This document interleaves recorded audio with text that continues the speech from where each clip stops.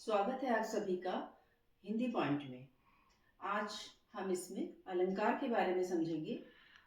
अलंकार की अगर हम परिभाषा देखें तो अलंकार की परिभाषा हो जाती है जो काव्य के सौंदर्य को बढ़ाते हैं वो तत्व अलंकार कहलाते हैं। इसको दूसरे शब्दों में अगर हम समझें तो जिस तरह से एक स्त्री के सौंदर्य को बढ़ाने में जेवर का जो स्थान है वही काव्य के सौंदर्य को बढ़ाने में अलंकारों का स्थान है। तो ये आपने अलंकारों के बारे में समझा। और अलंकार जो हैं वैसे तो तीन प्रकार के होते हैं, शब्दालंकार, अर्थालंकार और उभयालंकार।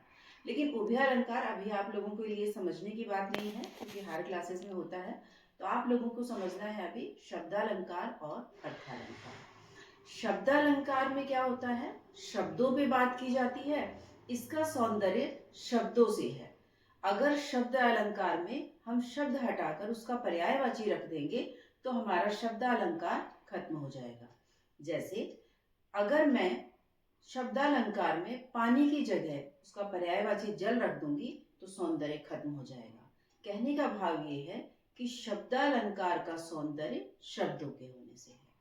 दूसरा अलंकार हमारा अर्थालंकार, जो कि हमारे काव्य में बहुत ज्यादा यूज किया जाता है और इसका प्रयोग जो है काव्य में शब्दालंकार के अनुसार ज्यादा होता है। शब्दालंकार का प्रायः गौड़ ही यूज होता है, अर्थालंकार का बहुत ज्यादा प्रयोग होता है। तो चलिए ये हमने जाना शब्दालंकार और अर्थालंकार के बारे में। अब हम लोग जान लेते हैं शब्दालंकार के भेदों के बारे में।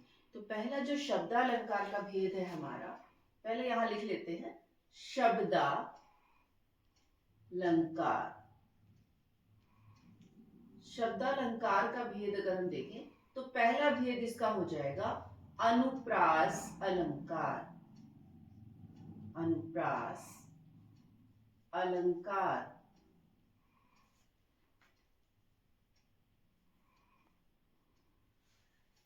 अनुप्रास अलंकार में जैसे नाम से ही स्पष्ट हो रहा है अनु, इसका शाब्दिक अर्थ हम देखें तो इसका अर्थ हो जाएगा अनु मतलब छोटा या बाद में, और अग्रज यानी पहले जन्मा। तो अनु का अर्थ हुआ जो बाद में हुआ या जो पीछे पीछे अनुसरण करे चले। तो इसका उदाहरण हो जाएगा कि अनुप्रास अलंकार में जब एक ही वर्ण या व्यंजन की आवृत्ति बार बार हो और अर्थ भी अलग अलग आए तो वहां पे अनुप्रास अलंकार होता है। इसके उदाहरण हम लोग देख लेते हैं। पहला उदाहरण है इसका चारु चंद्र की, चारु चंद्र की चंचल किरणें।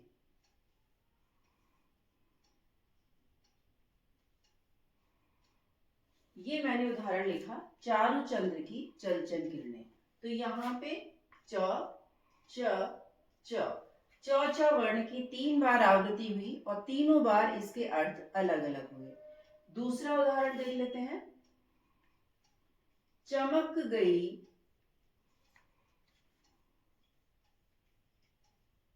चपला चमचम। यहां पे भी अगर आप देखें तो च च च च च वर्ण की आवृत्ति 4 बार हुई और चारों बार इसके अर्थ अलग अलग हुए। एक उदाहरण और देख लेते हैं। तरनी तनुजा तट तमाल तरवर। बहुछाय पूरा है लेकिन मैंने तरवर तक ही लिखा है। तो यहां पे क्या हो रहा है बच्चों, त त त त त त वर्ण की आवृत्ति 5 बार हुई है और हर बार इसके अर्थ अलग अलग हुए हैं। तो हमने देखा कि हर बार व्यंजनों की आवृत्ति बार बार हुई और अर्थ अलग अलग हुए। तो इसका मतलब ये आप लोग समझिए, ऐसा नहीं है कि केवल च वर्ण की आवृत्ति बार बार या त वर्ण की आवृत्ति बार बार होगी। इसमें जो है व्यंजन कोई सा भी हो सकता है जिसकी बार बार आवृत्ति होने से वो हमारा अनुप्रास अलंकार हो जाता है। तो मुझे उम्मीद है अनुप्रास अलंकार आप लोग अच्छे से समझ गए होंगे। तो अगला उदाहरण देख लेते हैं। अगला उदाहरण है हमारा यमक अगला जो अलंकार है हमारा वो है यमक अलंकार। यमक अलंकार।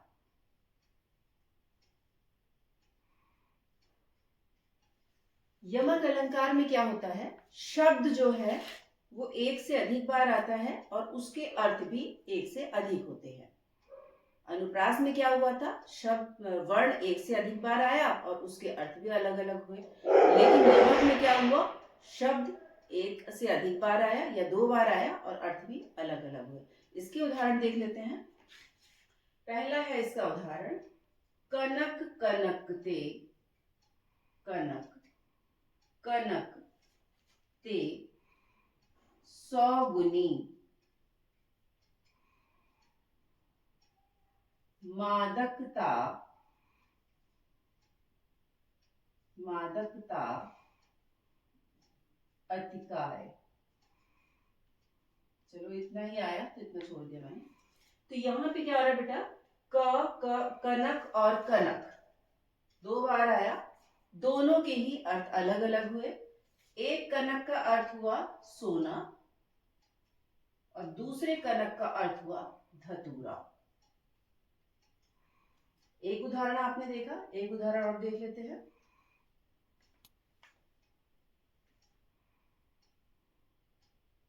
कहे कवि बेनी, बेनी ब्याल की, ब्याल की चुराई लीनी।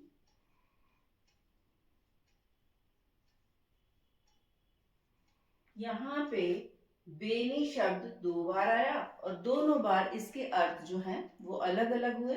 बेनी, एक तो राम वृक्ष बेनीपुरी जी के बारे में है, कवि के बारे में हो गया, और दूसरा बेनी जो है वो चोटी, स्त्रियों की जैसे चोटियां बनाते हैं तो चोटी। यहाँ पे क्या हुआ, शब्द अलग 2 बार आया बेनी शब्द और दोनों बार उसके अर्थ अलग अलग हुए। तो ये आपको बहुत अच्छे से समझ में आ गया होगा यमक अलंकार के बारे में उदाहरण से। और इसके लिए आप और भी उदाहरण ले सकते हैं, ऐसा नहीं है कि इन्हीं उदाहरणों से आपको अलंकार का टॉपिक क्लियर हो जाएगा, और भी उदाहरण देखिए जिससे कि क्लियर हो। तो यमक आपके समझ में आ गया। अब देख लेते हैं हम लोग श्लेष अलंकार।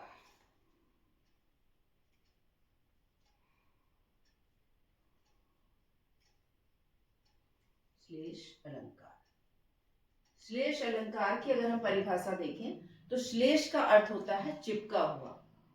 मतलब इसमें क्या होता है, शब्द एक बार आता है और उसके अर्थ अलग अलग होते हैं।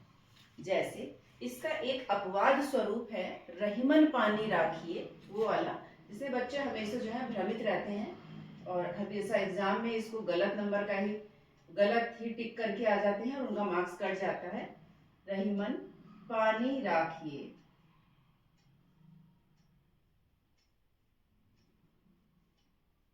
बिन पानी सब सून, बिन पानी सब सून। यहाँ पे पानी शब्द 2 बार आया और इस पानी शब्द के 2 बार आने से जो हमेशा विद्यार्थी कंफ्यूज रहते हैं, उन्हें ये लगता है ये तो यमक का उदाहरण है, क्योंकि मैंने बताया कि जब शब्द अलग, एक ही शब्द बार बार आवृत्ति हो तो वो यमक होता है। लेकिन ये एक अपवाद स्वरूप है। ये इसमें पानी शब्द 2 बार आने के कारण जो है वो शब्द का सौंदर्य है, क्योंकि ये शब्दालंकार है तो इसमें सौंदर्य के कारण पानी शब्द जो है इसके सौंदर्य को बढ़ा रहा है। ये श्लेष का ही उदाहरण है। कभी भी इसको आप यमक टिक करके मत आइएगा, हमेशा से ही इसको जो है श्लेष ही अलंकार है, हमेशा इसको आप टिक करके जब भी आए तो श्लेष में टिक करके आए, यमक में इसको टिक ना करके आए। तो ये तो हो गया आपका एक उदाहरण।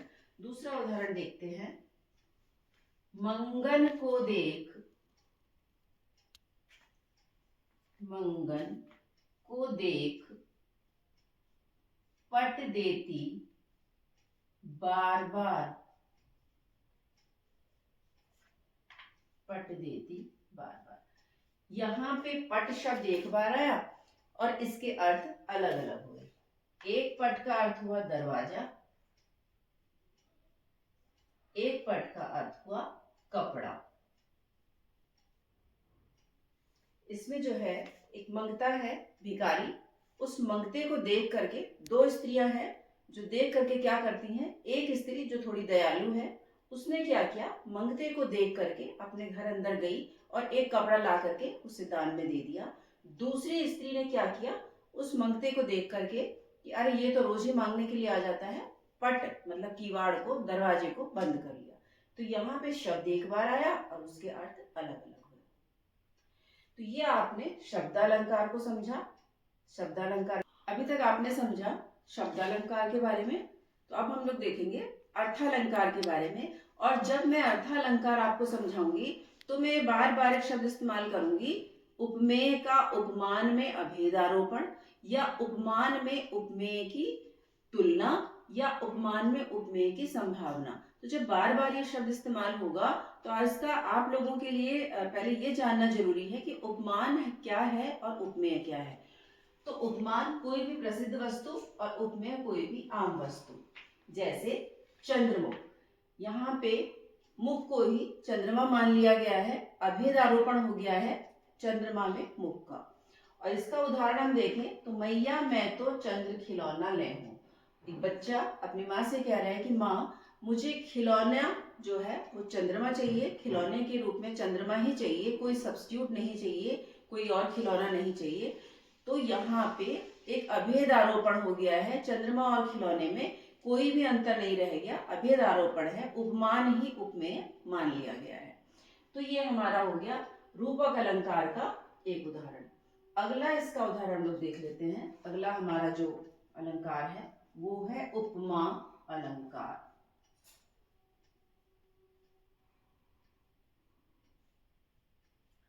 उपमा अलंकार को समझने से पहले कुछ शब्द हैं, जैसे सा सी, सरिस, समाना इत्यादि जो शब्द हैं वो इसके बीच में आते हैं। और जहां भी ये शब्द दिखाई दे आपको, जो ये शासी सरिस समाना दिखाई दे, तो वो उपमा अलंकार की ही एक तरीके से पहचान होती है। आइए अब इसका उदाहरण जानते हैं। हाय फूल सी बच्ची, हाय फूल सी बच्ची हुई राख की ढेरी।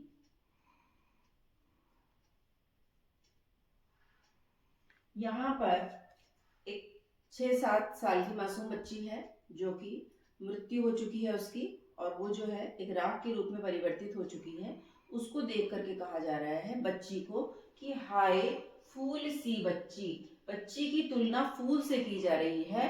ये नहीं कहा जा रहा कि फूल बच्ची, बच्ची की तुलना फूल से, कि फूल के समान जो बच्ची है वो राख के ढेर में बदल चुकी है। तो यहाँ पे उपमा अलंकार हो गया। और उदाहरण देख लेते हैं इसके।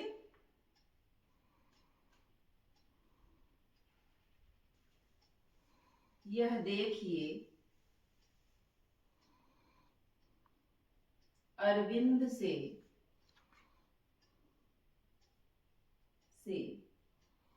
शिशु वृंद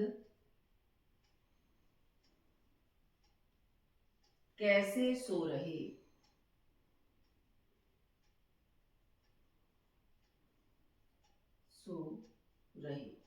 यहाँ पे देखिए कहा जा रहा है से, बात यहाँ पे आ गया से। छोटे छोटे बच्चे हैं, छोटे छोटे शिशु वृंद का मतलब होता है, शिशु वृंद मतलब शिशुओं का समूह, छोटे छोटे बच्चों का समूह, 3-4 महीने के बच्चे हैं। और अरविंद का अर्थ होता है कमल। तो जो छोटे छोटे बच्चों का समूह है उसकी तुलना कमल से की गई है, कि छोटे छोटे बच्चे, कमल के समान जो बच्चे हैं, वो छोटे छोटे बच्चों का समूह जो है वो सोया हुआ है। यह देखिए अरविंद से शिशुवृंद कैसे सो रहे, मतलब कमल के समान सुंदर बच्चों का जो समूह है वो कैसे सोया हुआ है। तो यहाँ पे भी आपने देखा से, और यहाँ पर सी की बात हुई है, हाय फूल सी बच्ची और अरविंद से। तो ये हमारा उपमा अलंकार हो गया। अब हमारा आता है उत्प्रेक्षा अलंकार। उत्प्रेक्षा अलंकार, उत्प्रेक्षा अलंकार में क्या होता है संभावना या कल्पना व्यक्त की जाती है। इसमें भी कुछ शब्दों को जान लीजिए। मानो, मनहु, जानो, जनहु इत्यादि। इस तरीके के शब्द अगर आते हैं तो ये एक तरीके से पहचान होती है उत्प्रेक्षा अलंकार की, जिससे हमें पता लगता है कि उत्प्रेक्षा अलंकार है। इसके उदाहरण देख लेते हैं।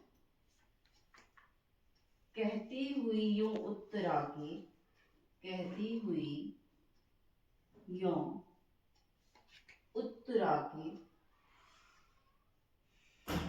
नेत्र जल से भर गए, जल से भर गए। मानो हिमकणों से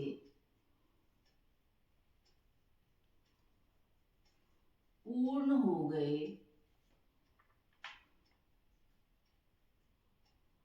पंकज नयन। यहाँ पे उत्तरा की भी बात की जा रही है। हमारे प्राचीन जो भी ग्रंथ हैं उसमें एक उत्तरा नामक युक्ति का जिक्र हुआ है, जिसमें कि उस उत्तरा, वो जो उत्तरा है अपनी कोई बात कह रही है, अपनी बात कहते कहते उसके जो नेत्र हैं वो जल से इस कदर इस तरीके से भर गए हैं कि वो ऐसे लग रहे हैं जैसे हिम के कणों से पंकज नयन, कमल के समान जो उसके नयन हैं वो पूर्ण हो गए हैं, भर गए हैं। उसके जो नयन हैं एक तरीके से उनकी तुलना कमल के फूलों से की गई है कि कमल के समान उसके जो नयन है वो पूरी तरीके से भर गए हैं। हिमकण से मतलब आंसू रूपी जो कण आ रहे हैं उसको हिमकण कह दिया गया है, और नयन, जो नयन है उनकी तुलना कमल से की गई है। तो यहाँ पे जो है हमारा उत्प्रेक्षा अलंकार हो गया।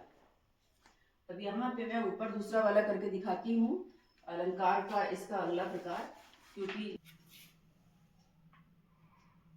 अतिशयोक्ति अलंकार।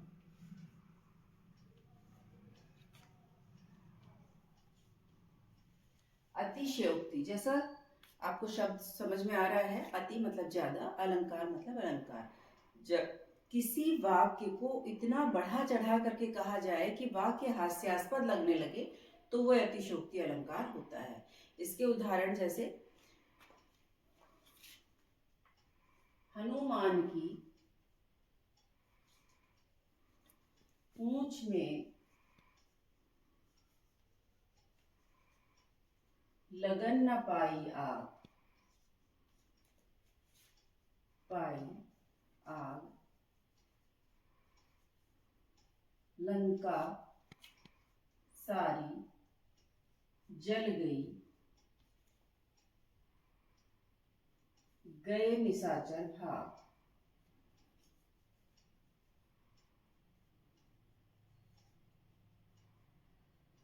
अब इस उदाहरण में दिया गया है कि हनुमान जी की पूंछ में आग भी नहीं लग पाई थी कि लंका सारी जल गई।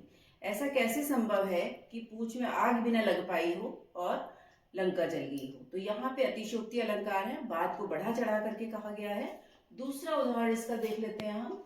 दूसरा उदाहरण है इसका, राणा की पुतली थी इस पार, चेतक था उस पार।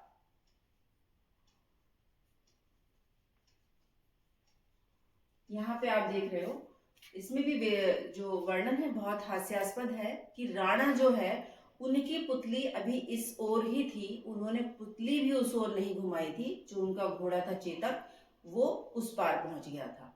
तो ऐसा कैसे संभव है कि जब तक उसको घोड़े को कमांड नहीं देगी, उसकी लगाम नहीं खींची जाएगी, तब तक वो पार कैसे करेगा? यहाँ पर उनकी पुतली भी नहीं हिली थी, पुतली भी इस तरफ थी और राणा जो उनका घोड़ा था चेतक वो उस पार था। तो यहाँ वर्णन जो है हास्यास्पद हो गया। तो ये अतिशयोक्ति अलंकार था। अब जो अगला अलंकार है हमारा मानवीकरण अलंकार है।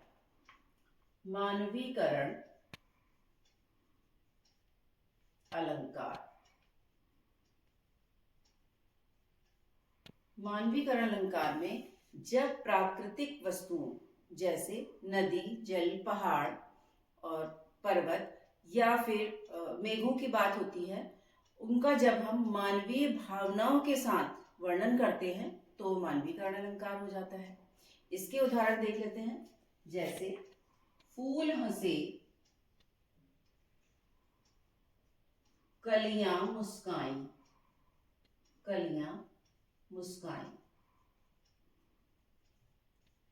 तो ये देखिए, ये तो प्राकृतिक चीजें हैं, ना तो फूल हंस सकते हैं, ना तो कलियां ही मुस्कुरा सकती हैं। इसमें मानवीय जो भावनाएं हैं उनको ही दिखाया गया है, इनके मानवीकरण किया गया है, तभी इनका मानवीकरण हुआ है। क्योंकि ये जो भावनाएं हैं, हंसना, मुस्कुराना, ये जो क्रियाएं हैं, ये सब मानवीय हैं। तो यहाँ पे फूल हंसे कलियां मुस्काई, ये मानवीकरण अलंकार का उदाहरण है।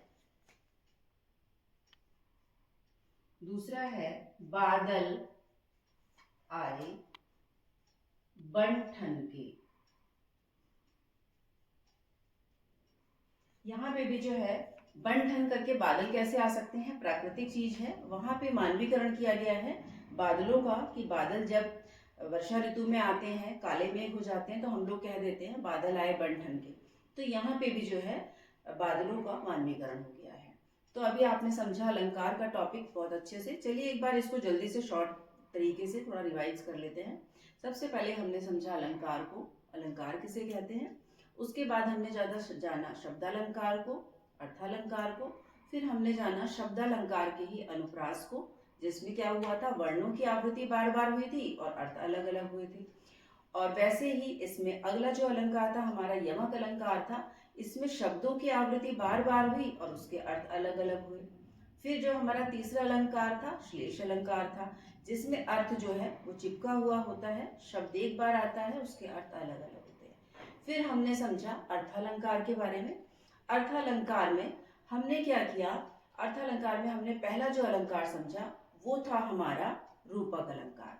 रूपक अलंकार में हमने क्या किया, इसमें हमने अभेद आरोपण देखा। रूपक में अभेद आरोपण देखा, मैंने आपको बताया था उपमेय और उपमान। तो उपमेय में और उपमान में अभेद आरोपण आपने देखा रूपक में। उसके बाद अगला उदाहरण था हमारा उत्प्रेक्षा। उत्प्रेक्षा में क्या हुआ था, संभावना व्यक्त की गई थी उपमेय में उपमान की। फिर था आपका वो था उपमा अलंकार, इसमें जो है तुलना की गई थी उपमेय से उपमान की। उसके बाद आपने समझा अतिशयोक्ति अलंकार, जिसमें वर्णन को इतना हास्यास्पद कर दिया जाता है बढ़ा चढ़ा करके कि वर्णन बहुत ज्यादा ही हास्यास्पद हो जाता है। लास्ट में आपने समझा मानवीकरण अलंकार, जिसमें मानवीय भावनाओं को प्राकृतिक वस्तुओं के साथ मिला करके दिखाया जाता है। तो आज आपने समझा अलंकार का टॉपिक, और इतना ही काफी नहीं है। आप लोग अपने मॉडल पेपर उठाइए या अपनी बुक उठाइए, उसकी बार बार प्रैक्टिस कीजिए, बहुत सारे उदाहरण देखिए, तब जाकर के टॉपिक क्लियर होगा। और आज के लिए इतना ही। जय हिंद, जय भारत।